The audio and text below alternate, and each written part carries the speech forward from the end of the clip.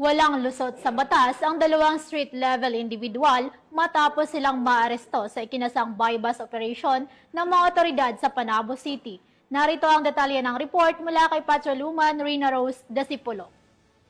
Matagumpay na drug buy-bus operation ang isinagawa ng mga operatiba ng Panabo City Police Station, 2nd Davao Provincial Mobile Force Company sa koordinasyon ng Philippine Drug Enforcement Agency nitong Hulyo 2 taong kasalukuyan na nagresulta na pagkakaaresto ng dalawang individual at pagkakakumpiska ng hinihinalang shabu sa Purok 2, Pantukan, Barangay JP Laurel, Panabo City, Davao del Norte.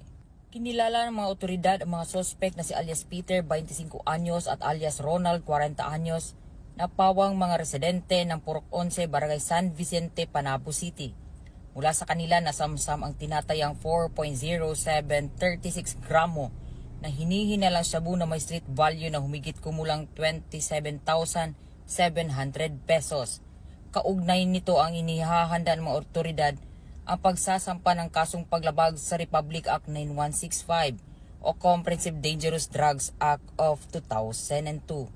Ang matagumpay na operasyon ay nagpapakita na patuloy na determinasyon ng kapulisan sa pagsugpo sa iligal na droga para sa kapakanan ng publiko at nagsisilbing paalala na umiiral ang hustisya at may kaakibat na parusa ang paglabag sa batas. Mula dito sa Davao del Norte Police Provincial Office, ako ang inyong PNN Correspondent, Patrolwoman Reyna Rose Disipulo, alagad ng batas, tagataguyod ng Balitang Pulis.